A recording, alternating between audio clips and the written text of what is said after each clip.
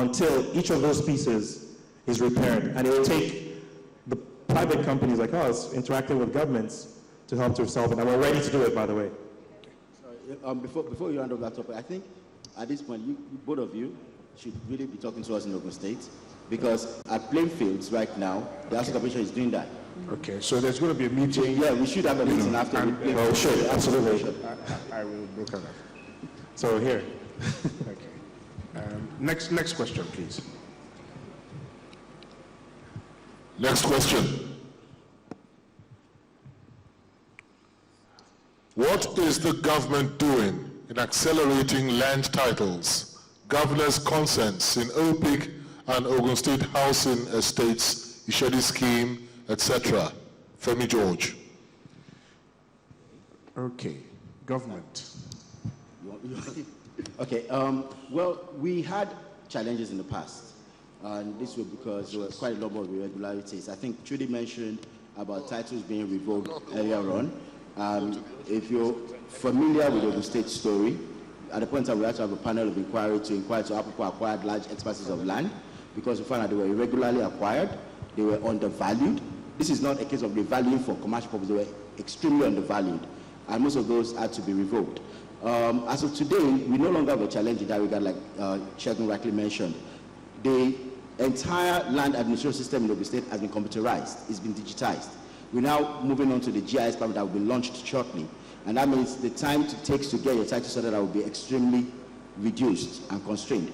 With regards to OPIC and How long? How long? Well, you would have to get the vigilance to come here and say that, but it's going to be much shorter than it is currently.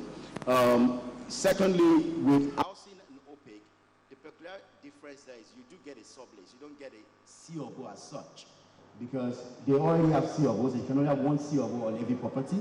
So that means when you buy from OPIC, when you buy from Housing Corporation, when you buy from the Ministry of Housing, many times what you will get from us will be a deed of sublease that you don't have to put the governor's consent on. And that doesn't take that long. It takes less than it won't take maximum 60 days, max. So before we leave the topic of title, because I think that's really, really important, I have to really emphasize that. So I understand you said that the land parcels in the past were undervalued, there was irregularities in the acquisition. But what confidence, what has changed significantly that will allow us to feel that the next, for example, government wouldn't say, well, if I was to enter into a deal with you today, how do I know that when we look at it and say that what you did was irregular as well? Simple word, transparency. You see, there's a major difference you need to take note of. This government is an extremely transparent government. Everything is done by the book. When you come in and you ask us, if we're going to Bureau of Lands, you're coming to housing, you're coming to OPIC, and you say you want to buy land, you have a process you got to follow that you follow in any other private sector developer. You get your allocation documents, you get your title, you pay your money fully. So once that is in place, anybody revoking that land is looking for a lawsuit. But this is different from the past where people do get land, and when you ask them to demonstrate payments, they come up with something that I don't really want to say more than that. Well, one thing investors do think about, though, is it's fine that this government is saying, because clearly you're challenging things perhaps that the old government did. What are the things that, because investors will always want to know this, what are the things, initiatives that this government is doing to make sure that whatever you're doing now lasts beyond your own regime, your own office? It goes back again, like I said, to what my colleague Shegun said earlier on. What His Excellency has done is to put together a very strong team that is process-driven, that is used to working with standards, and everything we do now is policy-backed. It's no longer based on because you have access to the governor, because you have access to the commissioner, because you have access to me, that you can get things done. Everything we do now is process-backed. The process has been legislated upon. We have laws in place that govern how we operate. And the expectation is when this government leaves and a new government comes in, if people try to circumnavigate those processes, we expect them to be challenged. Thank you. I think we have time for just one more question. Well, His Excellency wants to...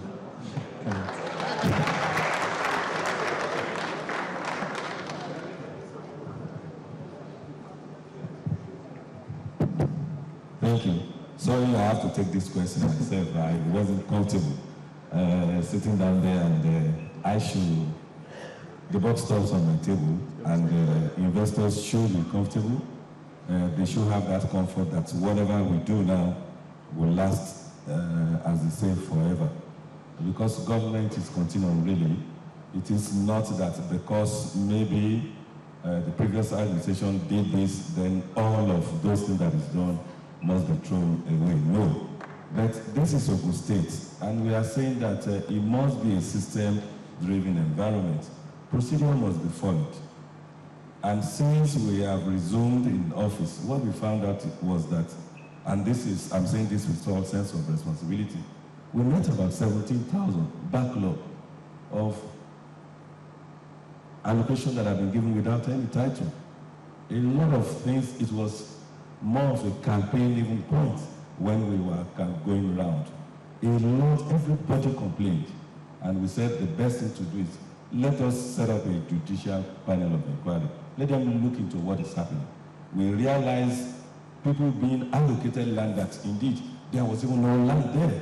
You really cannot sit in office and say you are allocating land to people when you have not even done any survey, when you don't even know, you just realize that between this place and that, we have about probably 1,000 hectares of land there. Not going physically to see it, either by way of through GIS or through other means, to know that this is exactly what we have there. You need to do the topo to know, oh, this place, oh, this is a hill, that one, it is not. So nobody knows. And one thing that you really cannot walk through the system. If you say it is 10,000 per hectare, it must be.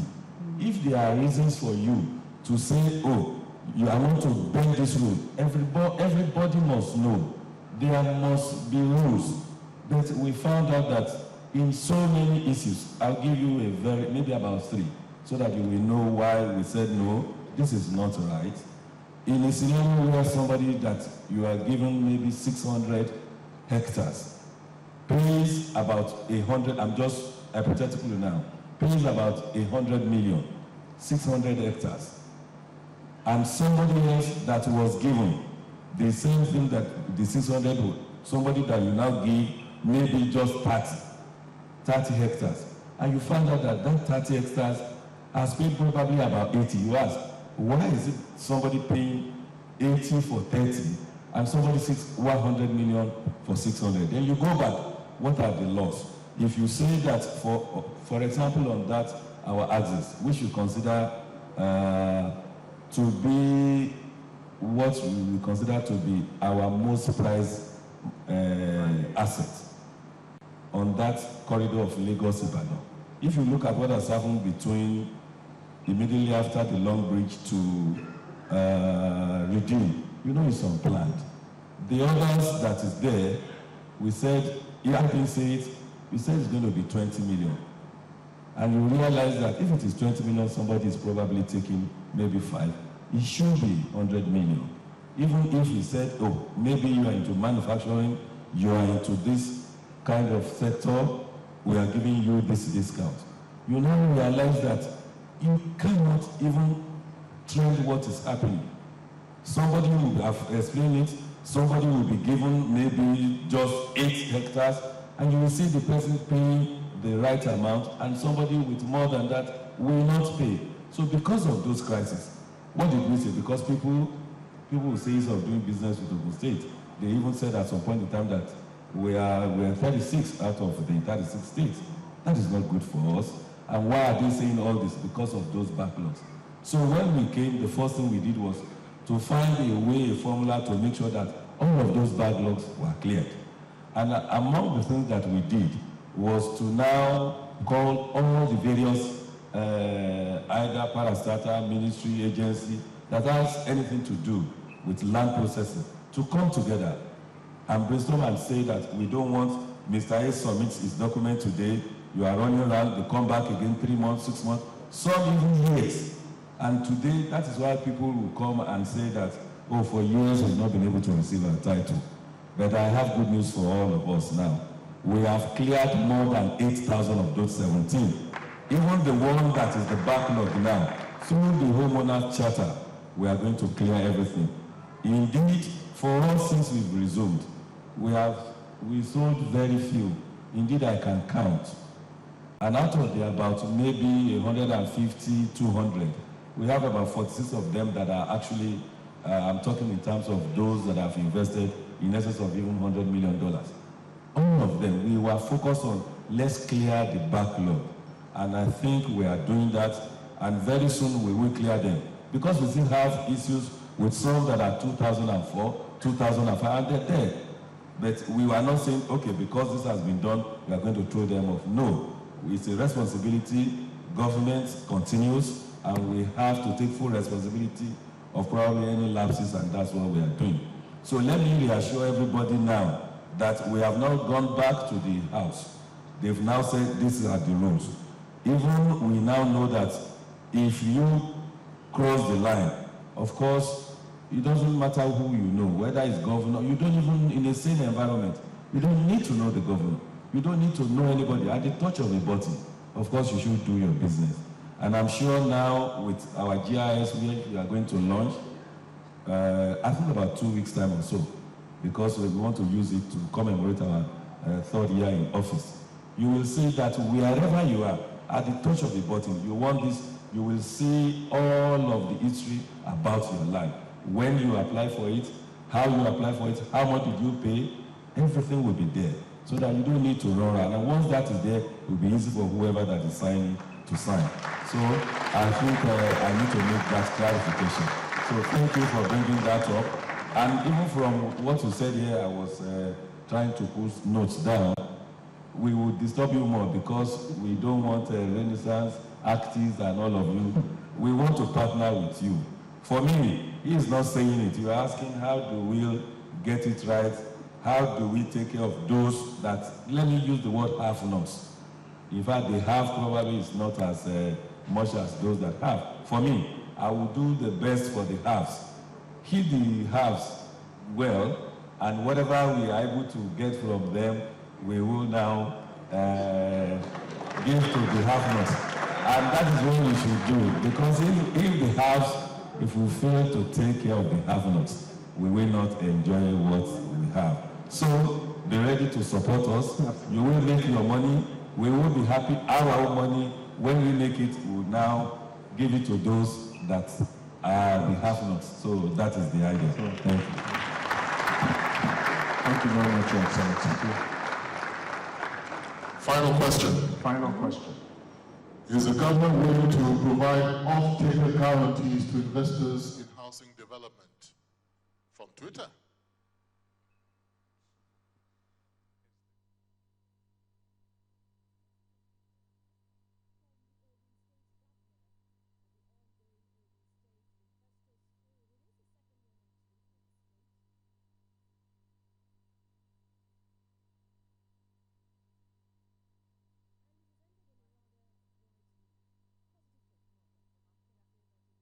There's been plenty of passion in terms of what you've heard from the panelists.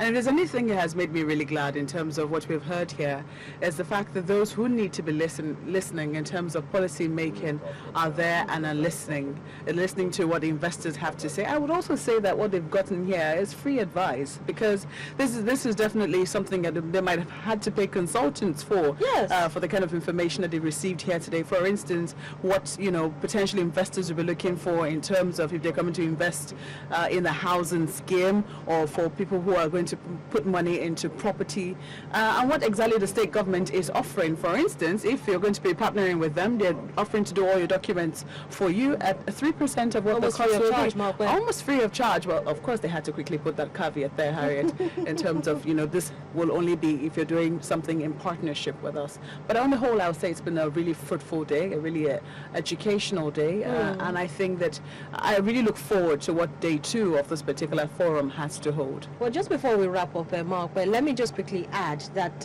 one thing is for certain, that despite the limitations, Ogun State actually wants more investments to come to the state. I mean, listen to what all the panelists talked about. From the beginning of the session this morning till now, it's all about we're ready to partner with you as long as it's going to be a win-win situation for all. Imagine 3%. If you do a partnership with us, in fact, if you do a partnership with us, that's Ogun State now, we can always do it on a on an equity-based kind of level. At least that's what Mr. Risk actually talked about during his own, speech.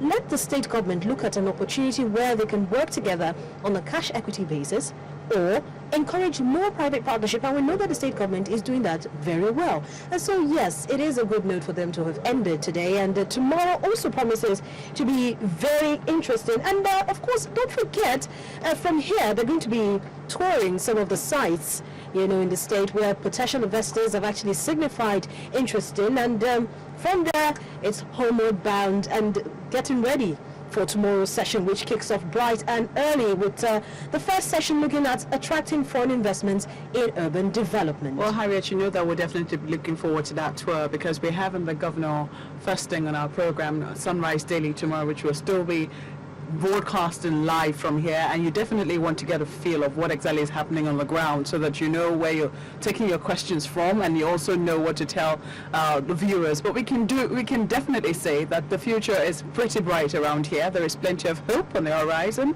and I think that investors will find a home here if they decide to eventually come. Well, on that hopeful note, we'll take you back to Lagos, where, of course, we'll resume normal programming on our channel's television. Tomorrow we'll continue with the Ogun State Investors Forum, but up next is World Today.